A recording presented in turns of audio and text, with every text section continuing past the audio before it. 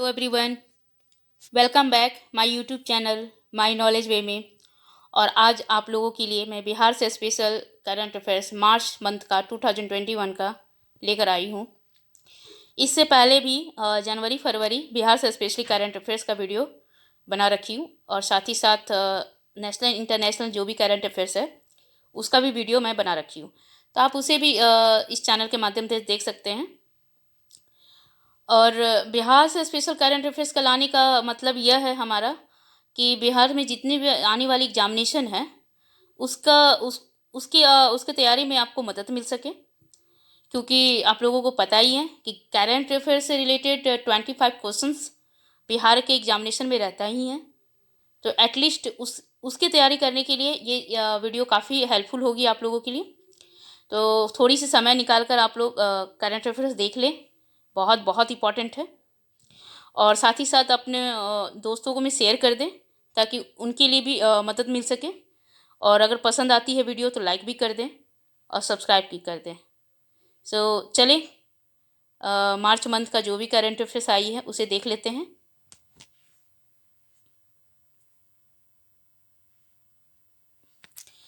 Patna high court शताब्दी भवन का उद्घाटन उच्चतम न्यायालय के किस मुख्य न्यायाधीश के द्वारा की गई है? ये फर्स्ट क्वेश्चन है। ओके, पटना हाईकोर्ट शताब्दी भवन का उद्घाटन हुई है और उच्चतम न्यायालय के मुख्य न्यायाधीश के द्वारा की गई है, लेकिन कौन मुख्य न्यायाधीश है के द्वारा की गई है ये देख लेते हैं। फर्स्ट ऑप्शन है V Chandrachud, N Raman, Sharad Arvind Bobde, Prakash Shrivastava. 4 option दिया हुआ है। सही उत्तर है शरद अरविंद बोबड़े, जो कि वर्तमान में मुख्य न्यायाधीश अभी हैं। ओके, और उच्चतम न्यायालय के मुख्य न्यायाधीश जस्टिस शरद अरविंद बोबड़े ने 27 फरवरी 2021 को पटना हाईकोर्ट शताब्दी भवन का उद्घाटन किया है। इस शताब्दी भवन का निर्माण पटना हाईकोर्ट के पुराने भवन के ठीक बगल में किया गया है। लाइब्रेरी और अत्याधुनिक सुविधाएं उपलब्ध है, जिसमें नए भवन में 45 कोर्ट रूम है, 57 चैम्बर्स है।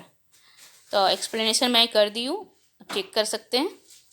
ओके, और इसमें वाई चंद्रचूड़ करके ऊपर में एक ऑप्शन दिया हुआ है। आप लोगों को मैं जानकारी के लिए बता देती हूँ कि वाई चंद्रचूड़ 2022 के नवंबर में वो मुख्य न्यायाधीश का पद पे आएंगे। ओके, और शरद अरविंद बोबड़े के बारे में जानते हैं, अभी वर्तमान में मुख्य न्यायाधीश हैं। और आप लोगों की जानकारी के लिए ये भी बता देती हूँ कि अभी वर्तमान में मुख्य न्यायाधीश समेत कितनी न्यायाधीश है सुप्रीम कोर्ट में। तो अभी 32 है, 32 है।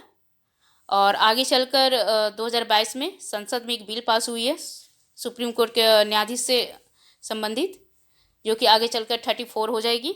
तो याद रखें इन सब चीज़ों का, मतलब जितनी भी फैक्ट है आप उसे याद कर लेना है। ओके, नेक्स्ट, चुनाव आयोग की बिहार में किस दल की राज्य पार्टी दर्जा दिया गया है? बिहार में किसी दल को राज्य पार्टी का दर्जा मिला है, तो देखते हैं कौन से दल को। फर्स्ट ऑप्शन है भारतीय क्रांति दल, इंडियन कांग्रेस जगजीवन, भाकपा माले। उपयुक्त में से कोई नहीं, तो आंसर है बिहार विधानसभा, आंसर है भाकपा माले। ऑप्शन जो है 3 नंबर भाकपा माले। बिहार विधानसभा चुनाव में 20 सीटों पर जीत और तकरीबन 4% वोट शामिल करने के बाद चुनाव आयोग ने भाकपा माले को बिहार की राज्य पार्टी का दर्जा दिया है। क्योंकि बिहार विधानसभा चुनाव में communist party of India, Marxist और लेनिनिस्ट, आप लोगों को पता ही है कि कम्युनिस्ट पार्टी ऑफ इंडिया और भाकपा माले के क्या वो है शॉर्ट फॉर्म है, लिबरेशन ने पारा 6E के योग्यताओं को पूरा कर लिया है। ओके, तो भाकपा माले का क्या दूसरा नाम है? Communist party of India. Next questions, Bihar सरकार किस सीमांचल क्षेत्र में महत्वपूर्ण ट्रेनों में आरपीएफ का तेजस्विनी दस्ता तैनात करने का निर्णय लिया है? तो ऑप्शन दिया हुआ है पूर्वी चंपारण, पूर्वी चंपारण उसके सीमांचल क्षेत्र, अररिया उसके सीमांचल क्षेत्र, कोसी और सीमांचल क्षेत्र, सिवान और सीमांचल क्षेत्र। तो देख सकते हैं, तो आप सही उत्तर है कोसी सीमांचल क्षेत्र। बिहार सरकार ने कोसी और सीमांचल क्षेत्र की महत्वपूर्ण ट्रेनों में आरपीएफ तेजस्विनी दस्ता तैनात करने का निर्णय लिया। तेजस्विनी दस्ता में शामिल महिला रेल सुरक्षा बल महिला यात्रियों को सुरक्षा करेगी, ताकि किसी भी महिला के यात्री के साथ किसी भी तरह दुर्व्यवहार का घटना ना हो सके। ओके, ये है एक्सप्लेनेशन। नेक्स्ट, वन एवं पर्यावरण संरक्षण विभाग के द्वारा बिहार के कौन सी नदी में डॉल्फिन समेत जलीय जीवों का सर्वेक्षण शुरू किया है? ऑप्शन दिया हुआ गंगा नदी, बागमती नदी, गंडक नदी, कोसी नदी। तो सही उत्तर क्या है? कोसी नदी। नेपाल बॉर्डर से सुपौल सहरसा होते हुए कटिहार के कुर्सेला कोसी नदी में डॉल्फिन, कछुआ पंछी सहित अन्य जलीय जीवों के सर्वे शुरू किया गया है। भारतीय प्राणी सर्वेक्षण संस्थान देहरादून उत्तराखंड के वन एवं पर्यावरण विभाग नेपाल बॉर्डर तरफ से सर्वे शुरू किया गया। विशेष टीम ने अध्ययन कर यह बताएगा कि कुर्सेला में गंगा में मिलने वाली कोसी नदी का पानी कितना साफ है, उसको क्वालिटी कैसा है। सर्वेक्षण के बाद डॉल्फिन सहित अन्य दुर्लभ जीवों को योजना बनाई जाएगी। तो देख सकते हैं एक्सप्लेनेशन क्या है उसका। बिहार का कौन से जिले में रेल मंडल की तरफ से पहला ऑटोमेटिक वॉशिंग प्लांट तैयार किया गया है? तो ऑप्शन दिया हुआ है बेगूसराय, खगड़िया का, सहरसा, कटिहार। सही उत्तर है सहरसा। बिहार की सहरसा शहर की कोचिंग डिपो के पास समस्तीपुर मंडल का पहला ऑटोमेटिक वॉशिंग प्लांट बनाया गया है। इसमें पहले 5 मिनट में ट्रेन की सभी बोगियों होगा, यहाँ पर मिस्टेक हो चुकी है। ओके,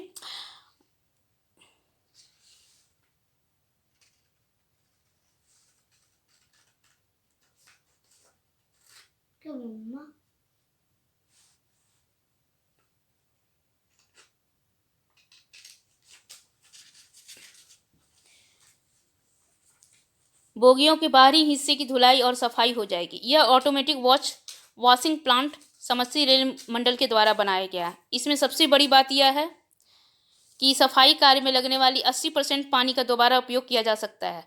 यह कोच की धुलाई और सफाई में लगने वाली 250 से 300 लीटर के पानी की वजह से 50 से 60 लीटर पानी ही लगेंगे। तो आप देख सकते हैं ये बहुत अच्छी ऑटोमेटिक वॉशिंग प्लांट है। ओके, इसका आंसर क्या होगा? सहरसा। नेक्स्ट क्वेश्चन, बिहार की बाढ़ की त्रासदी से संबंधित ये शोध स्टडी ऑफ बिहार किसके तत्वाधान में शोध किया जा रहा है?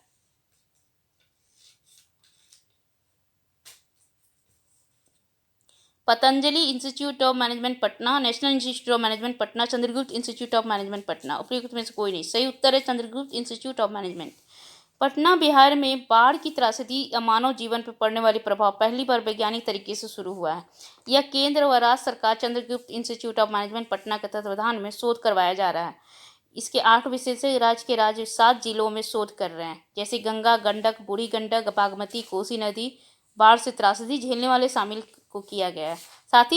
साथ ही में भारतीय सामाजिक विज्ञान अनुसंधान परिषद ICSAR के सहयोग से राज्य का विस्तृत शोध भी कराया जा रहा है, जिसमें मानव संसाधन विकास मंत्रालय भी सहयोग कर रहे हैं। तो ठीक है, ओके, इसका एक्सप्लेनेशन मैंने दे दिया है, आप उसे चेक भी कर सकते हैं गूगल में भी। ओके, तो इसका आंसर क्या होगा?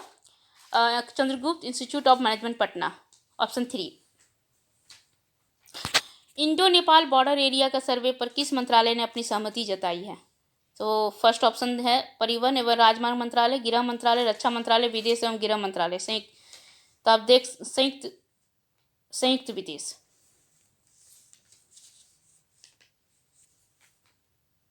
ओके,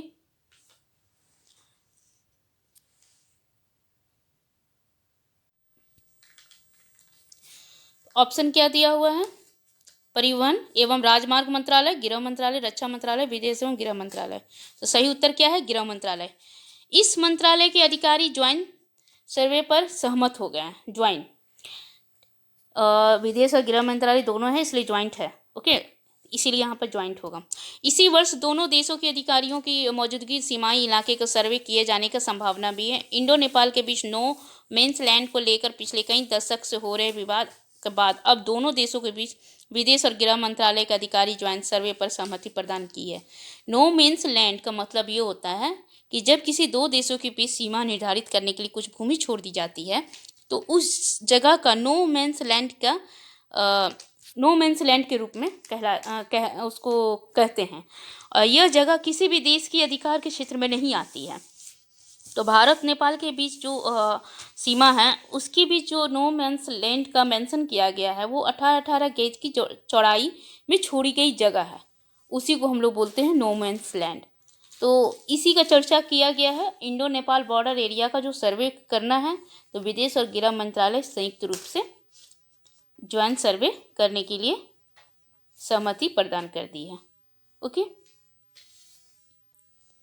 देख सकते हैं इंडो नेपाल का है तो दो देशों के बीच है, तो डेफिनेटली करना तो पड़ेगा, सहमति तो लेनी पड़ेगी, इसलिए खैर आप चेक कर लीजिएगा, इसे आप गूगल में भी सर्च कर सकते हैं। ओके, फिलहाल ये जो आंसर है इसका, जो करेक्ट आंसर है विदेश और गृह मंत्रालय। पासपोर्ट वेरिफिकेशन से संबंधित काम को सरल और पारदर्शी बनाने के लिए 1 मार्च 2021 को पूरे राज्य में कौन सी ऐप लॉन्च किया गया है? तो आप देख सकते हैं ऑप्शन क्या क्या है। My passport, M passport, MEC passport, BR passport. सही उत्तर है एम पासपोर्ट। तो एम पासपोर्ट के बारे में क्या है? एम पासपोर्ट ऐप से पासपोर्ट वेरिफिकेशन की सभी जिलों की दारोगा, DSP, SSP प्रशिक्षित किया जाएगा और पासपोर्ट वेरिफिकेशन में कम से कम 21 दिन लगते हैं। इन पासपोर्ट ऐप की मदद से 10 दिन से भी कम समय वेरिफिकेशन में लगेगा। एम पासवर्ड के माध्यम से पुलिस सिर्फ आवेदक आपराधिक रिकॉर्ड जांच करेगी, इसके आधार पर वेरिफिकेशन हो जाएगा। बहुत सारे जो पासपोर्ट जो वेरिफिकेशन के लिए होते हैं तो वहाँ पुलिस की ज़रूरत पड़ती है, तो वो घर आते हैं, चेक करते हैं कौन सही है कि नहीं, उनकी आपराधिक रिकॉर्ड जांच करते हैं, हर तरह से जांच की जाती है, बहुत समय लग जाती है पासपोर्ट बनाने में, तो अब वो कम समय लगेगी। ओके, पासपोर्ट ऐप की मदद से। तो आप इसका सही उत्तर क्या होगा? एम पासपोर्ट, याद रखिएगा। 9 बजट वित्तीय वर्ष 2021 के उद्योग विभाग की तरफ से महिलाओं के उद्यमी बनाने के लिए बजट में कितनी करोड़ रुपए की प्रावधान किया गया? देखिए ये सब जितने भी सारे हैं करंट अफेयर्स बहुत इंपॉर्टेंट है, और वो जो सर्वेक्षण हुई थी, आर्थिक सर्वेक्षण और बजट जो आई थी, उससे रिलेटेड भी बहुत सारे क्वेश्चंस इसमें डाल दिया गया है। तो आप देखिए ऑप्शन क्या है? 150 करोड़, 175 करोड़ और 200 करोड़ और 100 करोड़। तो आप देख सकते हैं सही उत्तर क्या है? 200 करोड़। इस वित्तीय वर्ष में 2 लाख लोगों को रोजगार उपलब्ध कराने के लिए उद्योग विभाग के बजट में 200 करोड़ का प्रावधान किया जा रहा है। महिलाओं को उद्यमी बनाने के लिए विशेष योजना लाई जाएगी। उनके उत्तर में उनके उद्योगों में अधिकतम 50 लाख अनुदान और 50 लाख मात्र 1% ब्याज पर दिया जाएगा। उत्तर नहीं होगा, उद्योग होगा। ओके, और साथ ही साथ महिलाओं को सरकारी नौकरी में 35% का आरक्षण भी मिलेगा, जैसा कि आप लोग को पता ही है पहले से। तो आप देख सकते हैं इसमें कितना अधिकतम प्रावधान किया गया है, कितनी करोड़ का? तो 200 करोड़ को याद रखें, कभी भी पूछा जा सकता है ये क्वेश्चन। नेक्स्ट, अंतर्राष्ट्रीय खेल महाविद्यालय बिहार की कौन सी राज्य में स्थापना करने की घोषणा की है? तो फर्स्ट ऑप्शन क्या दिया है? नवादा, गया, पटना, राजगीर। तो सही उत्तर है राजगीर। अंतर्राष्ट्रीय खेल महाविद्यालय की स्थापना राजगीर में किया जाएगा। इस योजना का 7 निश्चय पार्ट 2 के तहत पूरा किया जाएगा। नेक्स्ट, लोहिया स्वच्छता योजना किस राज्य से संबंधित है? तो आप देख सकते हैं ऑप्शन झारखंड, बिहार, पश्चिम बंगाल, दिल्ली। तो सही उत्तर है बिहार। लोहिया स्वच्छता योजना केंद्र के द्वारा प्रायोजित स्वच्छता मिशन के तहत इसे बिहार में लागू किया गया है, जो ग्रामीण क्षेत्रों में खुले शौच मुक्त का लक्ष्य पाने की योजना है। ओके, नेक्स्ट, 2020-21 के आर्थिक सर्वे के अनुसार राज्य के वास्तविक आर्थिक वृद्धि दर में राज्य के कितनी प्रतिशत रही है? वृद्धि दर जो है राज्य में कितनी प्रतिशत रही है? तो आप देख सकते हैं ये पूछा जा सकता है क्वेश्चन कभी भी। तो ऑप्शन दिया है 9.0%, 8.9%, 10.5%, 11%। तो सही उत्तर है 3, 10.5%। 2020-21 के आर्थिक सर्वे के अनुसार राज्य के वास्तविक आर्थिक वृद्धि दर 2019 और 20 में 10.5% रही है, जो कि देश की सकल घरेलू उत्पाद GDP में उस साल दर्ज की गई 4.2% से वृद्धि से ऊंची है। इसी हिसाब से राज्य का GDP में पिछले वर्ष 2018-19 के 9.3% वृद्धि हुई है, जो कि राष्ट्रीय अर्थव्यवस्था की वृद्धि दर से अधिक है। यह सर्वेक्षण विधानसभा में 15वें आर्थिक सर्वेक्षण पेश किया गया है, जो कि उप मुख्यमंत्री सह वित्त मंत्री तारा किशोर प्रसाद द्वारा पेश किया गया है। ओके, आप चेक कर सकते हैं। आप लोगों को पता है कि जब भी किसी चीज़ का आर्थिक वृद्धि दर किसी भी साल का निकलती है, बजट आती है जो भी, तो उनकी जो वास्तविक आर्थिक वृद्धि दर जो भी निकाला जाता है, तो वो पिछले साल का निकाला जाता है कि पिछले साल में कितना क्या काम हुआ, उसका हिसाब किया जाता है। आप लोगों को पता है पिछले साल का ही पूरा टोटल निकाल कर कितनी वास्तविक रूप से आर्थिक वृद्धि हुई अर्थव्यवस्था में, बिहार की अर्थव्यवस्था में। ओके, तो वो 10.5% रही है, जो कि पिछले साल क्या थी? 9.3 थी। आप चेक कर सकते हैं 9.3 थी, ये साल बढ़ चुकी है। तो लगभग आप 2% बढ़ी है, तो आप देख सकते हैं।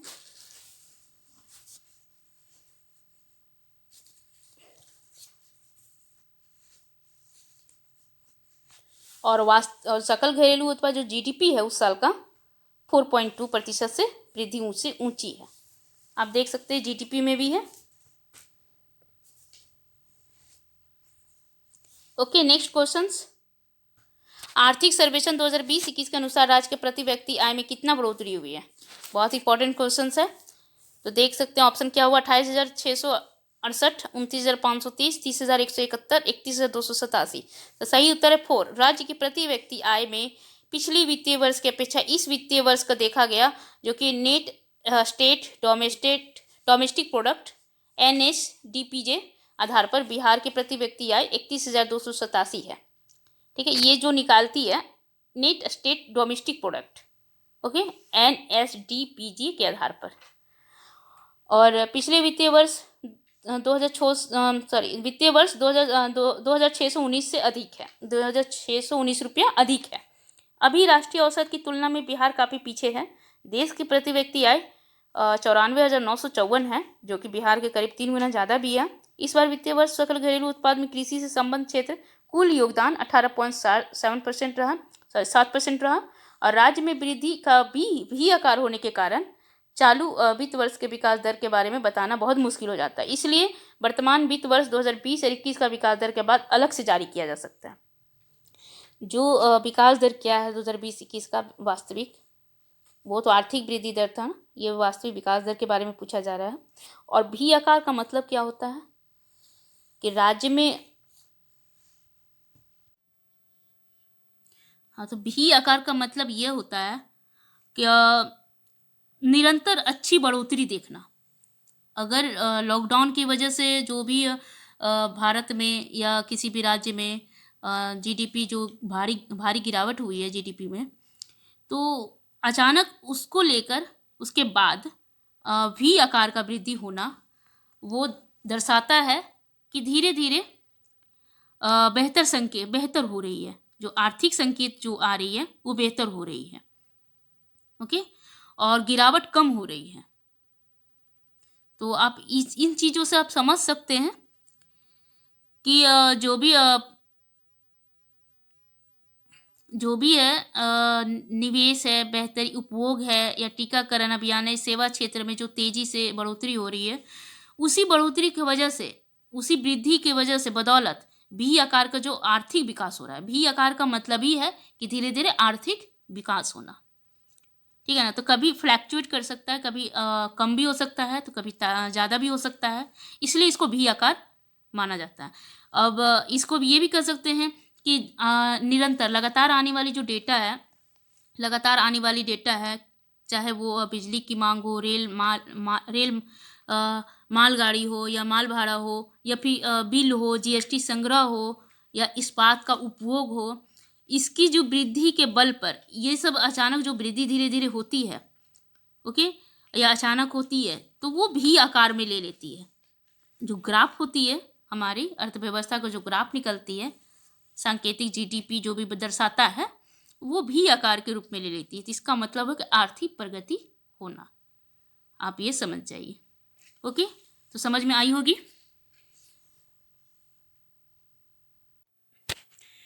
ओके फ्रेंड्स, नेक्स्ट,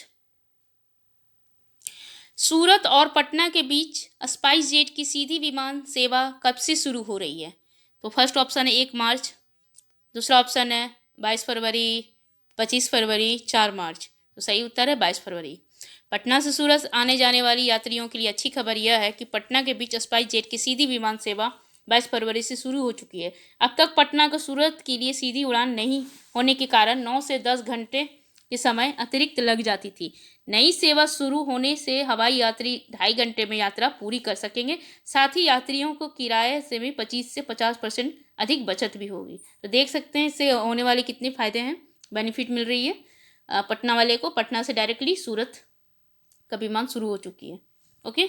नेक्स्ट, हाल ही में केंद्र सरकार द्वारा पांडुका पुल को बनाने की मंजूरी मिली है। पुल बिहार का किस राज्य से जुड़ेगी?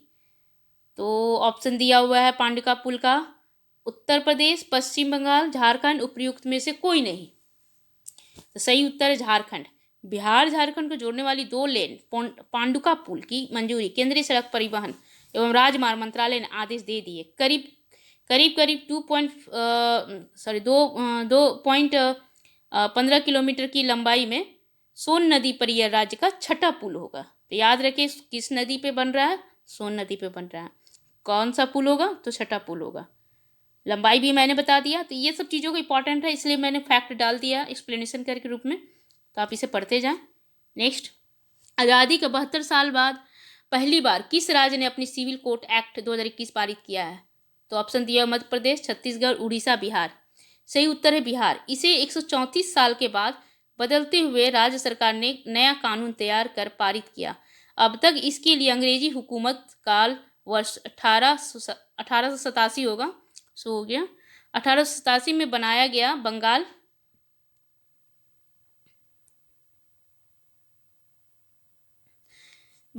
Bengal Agra Assam civil code act लागू होता आ रहा था, जबकि मौजूद समय में बिहार के अन्य राज्यों से अलग होकर एक स्वतंत्र राज्य के रूप में भी स्थित हो चुकी थी। फिर भी यहाँ सिविल कोड के लिए वही पुराना कानून लागू होता आ रहा था। इसलिए आज़ादी के 72 साल बाद पहली बार यह नया कानून लाया गया है। इस कानून को विधि विभाग मंत्री प्रमोद कुमार ने सदन में पेश किया था। ओके, तो देख सकते हैं इसका एक्सप्लेनेशन मैंने दे दिया है।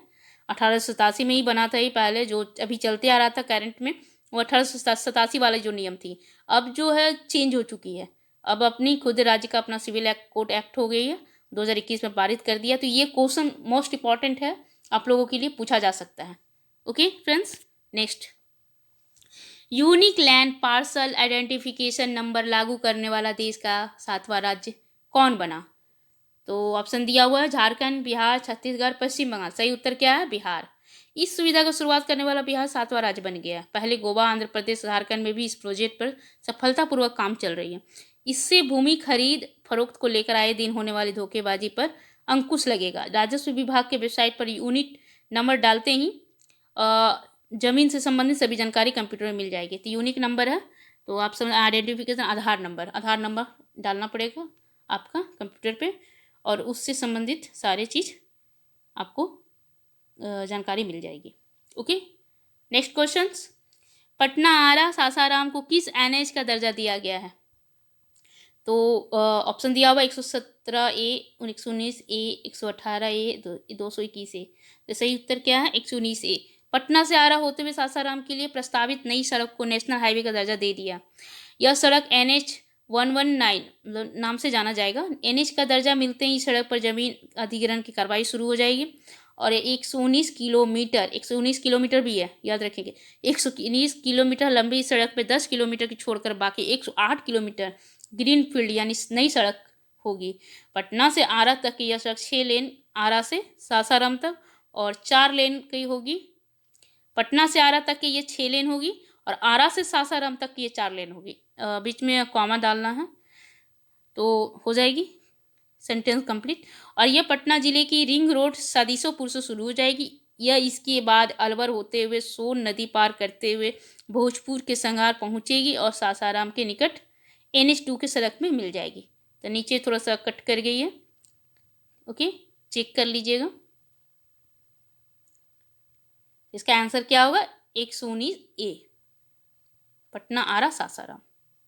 नेक्स्ट क्वेश्चन, देश के पहले एकीकृत सौर ऊर्जा जल विद्युत परियोजना का निर्माण कहाँ होगा? तो फर्स्ट ऑप्शन है आरा, सुपौल, अररिया, सहरसा। तो सही उत्तर है सुपौल जिले। इस जिले के जगमारा में बनने वाली पन बिजली परियोजना देश की पहली एकीकृत सौर ऊर्जा जल विद्युत परियोजना पर जल्द काम शुरू होगा। और कहा गया कि परियोजना में बन जाने से बिजली का निर्माण अतिरिक्त निर्माण को यहाँ पर ऑप्शन थोड़ा सा ये मिस्टेक कर गई है, इसको हटाना होगा। ओके, अतिरिक्त लाभ भी होंगे इस परियोजना में। न केवल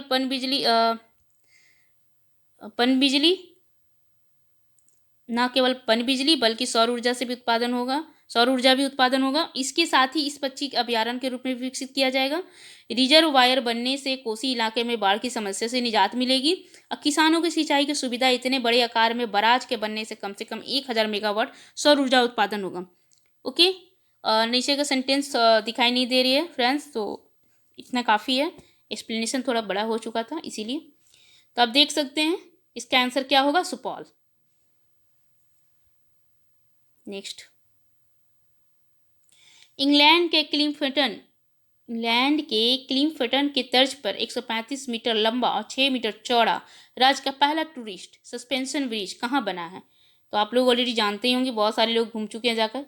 भागलपुर, नालंदा, राजगीर, पूर्वी चंपारण। तो ऑप्शन क्या है, राजगीर। इसमें बनाया गया देश का पहला ग्लासेस स्काई वॉक है। ये पहला ग्लासेस स्काई वॉक है। उसमें उसके ऊपर जो है झूले हैं वो ग्लास से लगता बनी है। यह इंग्लैंड क्लिमफटन के तर्ज पर सस्पेंशन ब्रिज बनाया गया। यह राजगीर का 5 पहाड़ियों में शामिल वैभव गिरी के 2 पर्वत श्रृंखलाओं को जोड़ता है। तो ओके फ्रेंड्स, बहुत सारे लोग गए भी होंगे और मैं तो नहीं गई इसलिए मुझे नहीं पता, बट इतना पता है कि ये पहला ग्लासेस स्काई वॉक है। ओके, और 2 श्रृंखलाओं को भी जोड़ती है। एक जानकारी मैं एक्स्ट्रा देना चाह रही हूँ। ये तो बिहार का है, लेकिन अब अक्टूबर में यहाँ उत्तराखंड का टिहरी बांध फेमस है। टिहरी बांध आप लोगों को पता ही होगा। उत्तराखंड का टिहरी बांध एक्चुअली ये 135 मीटर लंबा है ना राजगीर का, बट वो 445 किलोमीटर लंबा होगा वो। तो अब देखा जाए तो देश का सबसे बड़ा ब्रिज स्काई वॉक, वो भी स्काई वॉक का ही है। सस्पेंशन ब्रिज बनाया जा रहा है उसको भी। ओके, तो अब वो हो गई है, पहले तो ये थी, अब वो हो गई है। तो मैं एक्स्ट्रा आपको बता दी अक्टूबर का, वो अक्टूबर मंथ में आएगी वो। मैं तो मंथ बाई मंथ ला रही हूँ, इसलिए अक्टूबर मंथ का जो करंट अफेयर्स लाऊंगी उसमें ऐड करूँगी उसको। ओके फ्रेंड्स, नेक्स्ट मैं वन लाइनर भी लेके आई हूँ एक्स्ट्रा। इसको जानकारी के लिए बहुत इंपॉर्टेंट है आप लोगों के लिए, इसलिए मैं वन लाइनर लाई हूँ। 30 तक है क्वेश्चंस। तो 21 क्वेश्चन क्या है देख लें आप। आत्मनिर्भर बिहार के 7 निश्चय 2 के तहत हर खेत तक सिंचाई की पानी के लिए राज्य सरकार द्वारा किस ऐप और वेब पोर्टल को लॉन्च किया गया है? तो आप समझ सकते हैं हर खेत, ये आपको यहाँ पर ये जो है हर खेत तक सिंचाई के पानी, ये है आपका योजना का नाम। ओके, देख सकते हैं। तो राज्य सरकार द्वारा किस ऐप का वेब पोर्टल लॉन्च किया गया है? तो सही उत्तर क्या है, सिंचाई निश्चय। सही उत्तर क्या है, सिंचाई निश्चय। आत्मनिर्भर बिहार का 7 निश्चय 2 के तहत जो हर खेत तक सिंचाई के पानी के लिए जो योजना बनाई गई थी, वो ऐप के माध्यम, वेब पोर्टल के माध्यम से इसको यूज किया जा रहा है, इसको बनाया जा रहा है। तो उसका ऐप है वो सिंचाई निश्चय।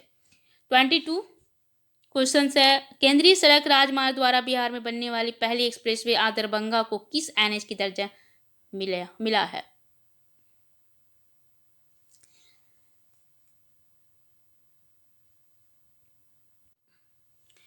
तो ओके फ्रेंड्स, यहाँ पर क्या होगा, एक्सप्रेसवे आमस दरभंगा को किस एनएच की दर्जा मिला है? तो सही उत्तर है NH-D119। इसका भी देख लीजिएगा, याद रखिए, ये भी NH-D119। ये आमस दरभंगा जो है दरभंगा और पटना का जो एनएच है उसको जोड़ेगा। ओके, जो एक्सप्रेसवे है पटना, दरभंगा और आरा, इसको भी जोड़ेगा। तो इसीलिए इसका NH-D119 करके इंक्लूड कर दिया गया है इसका नाम। ठीक है, तो यह एक्सप्रेसवे NHI से शुरू कच्ची दरगाह, हाजीपुर, कल्याणपुर, समस्तीपुर, ताजपुर से होकर दरभंगा में बेला, नवादा NH-27 पे जाकर ख़त्म होगा। देखिए इसका एक्सप्लेनेशन भी दिया हुआ था यहाँ पर नीचे। हाजीपुर, ओके, ये जो कच्ची दरगाह हाजीपुर के कल्याणपुर, समस्तीपुर और दरभंगा से होकर नवादा में NH-27 है, वहाँ पर जाकर ख़त्म होगा, मतलब उस मिलेगी। ओके, समझ सकते हैं। तो आप NH का दर्जा मिला है, इसका आंसर सही होगा NH-D119। नेक्स्ट क्वेश्चन है 24, सुखई युद्ध MKI-30 पुराने वाली देश की पहली महिला पायलट कौन है बनी है? ओके, पुराने वाली होगी, यहाँ पुराना हो गया है, थोड़ा मिस्टेक हो गई है। ओके,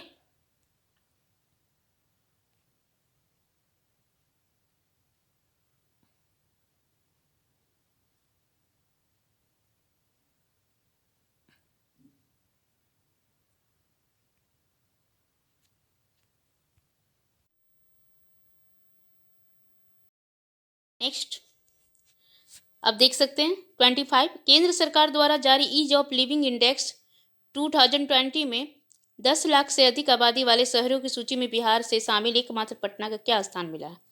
तो देख सकते हैं इसका आंसर है सही उत्तर 33, स्कोर मिला है 53.2।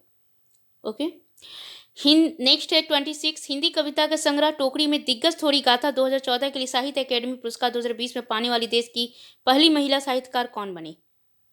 तो पहली महिला साहित्यकार बनी है, याद रखेंगे पहली है। कोई भी क्वेश्चन में अगर पहली या पहला जो भी हो अपने आप में इंपॉर्टेंट हो जाती है फ्रेंड्स, तो इसे ध्यान दें इस चीज़ों को। सही उत्तर है अनामिका, मुजफ्फरपुर का रहने वाली अनामिका। 27, मैथिली भाषा का गाछी रुस्तम अंझी के लिए साहित्य अकेडमी पुरस्कार 2020 के मधुबनी हरिपुर गांव का किस दूसरे लेखक को दिया गया है? याद रखेंगे दूसरे लेखक को दिया गया, हरिपुर मतलब मधुबनी के से बिलोंग करते हैं साहित्य अकेडमी पुरस्कार 2020 को। तो किसको दिया गया है? कमलकांत झा को। सही उत्तर। हालांकि क्वेश्चन भी ऐसा ही है दूसरे लेखक, इसलिए मैंने वैसे ही लिखा है। ओके, 28 वित्तीय वर्ष 2020-21 में मनरेगा के अंतर्गत रोजगार देने वाले मामले में देश का बिहार और असम दोनों को संयुक्त रूप से क्या स्थान मिला है? देख सकते हैं बिहार और असम दोनों काम किया है, तो इस चीज़ को मामले में दोनों का स्थान क्या मिला है? तो तीसरा सही उत्तर है तीसरा। पहला क्या है? छत्तीसगढ़, दूसरा पश्चिम बंगाल। ओके, 29, देश में ग्राम उजाला योजना की शुरुआत किस राज्य में की गई है? तो सही उत्तर है बिहार, आरा। ओके, ग्राम उजाला जो योजना शुरू की गई थी तो वो बिहार से शुरू की गई थी देश में। ओके, बिहार दिवस 2021 का थीम क्या रखा गया है? तो सही उत्तर है जल जीवन हरियाली थीम। ओके फ्रेंड्स, इतने बस इतना ही क्वेश्चन है 30 तक। आज मैंने तो एक्स्ट्रा आप लोगों के लिए 10 क्वेश्चन ऐड कर दिया है, वन लाइनर। ओके, ताकि आप लोगों को थोड़ा सा एक्स्ट्रा जानकारी मिल सके। और इसी तरह मैं अगली वीडियो भी लाऊंगी। अभी तो मार्च का मैं लाई और अप्रैल का मैं लाऊंगी नेक्स्ट। इसी तरह से मंथ बाय मंथ कंप्लीट कर दूंगी। और मैं ये भी बताना चाह रही थी, मेरा एक मन में विचार आया है कि ये जितने भी करंट अफेयर्स नेशनल इंटरनेशनल जो हो रही है, नेशनल इंटरनेशनल की बात मैं बोल रही हूँ, ना कि बिहार से, तो वो सिर्फ बीपीएससी जेपीएससी से रिलेटेड ही क्वेश्चन है। यूपीएससी से मतलब स्टेट लेवल के जो सिविल सर्विसेज होते हैं ना, उनके लिए है। ओके, इस तरह के क्वेश्चन अक्सर पूछा जाता है। हालांकि अदर एग्जामिनेशन में भी पूछा जा सकता है, ये नहीं कह सकते हैं, बट मोस्ट प्रॉबली वो स्टेट लेवल पे ही पूछा जा सकता है सिविल सर्विसेज में। तो मैं सोच रही थी कि आपको एनटीपीसी, एसएससी या रेलवे और जो नेक्स्ट एग्जामिनेशन छोटे मोटे जो एग्जामिनेशन आ रही है और आने वाली है, तो उनके लिए मैं वन लाइनर लाना चाह रही थी, month by month one liner. और मैं वीडियो उसके लिए अलग से मैं जो कंटेंट है उसका भी तैयार कर चुकी हूँ। तो मैं सोच रही थी उसका वीडियो बना के मैं आप लोगों को दे दूँ। तो आप चेक करते रहिएगा, चैनल में सब्सक्राइब कर लीजिएगा ताकि आपको चैनल की अगली नोटिफिकेशन मिल जाए और जो भी मैं वीडियो डालूँ उसको आप देख सकें। ओके, तो आप इस चैनल में बने रहेंगे आगे के लिए भी, और आगे मैं इसी तरह से आपको वीडियो प्रोवाइड करवाती रहूँगी।